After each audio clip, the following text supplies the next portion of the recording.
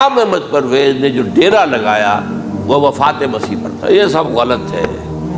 ये कि मसीह जिंदा सब आसमान पर उठा लिए गए, कैसे मुमकिन है? मुमकिन है ये कोई अनहोनी बात है? साइंस इसको मान सकती है?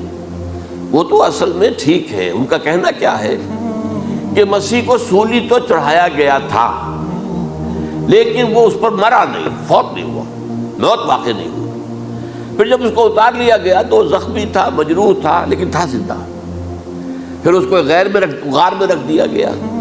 फिर उसके जो मोतक़ीदीन थे उन्होंने उसकी मरहम पट्टी की, उसका इलाज किया।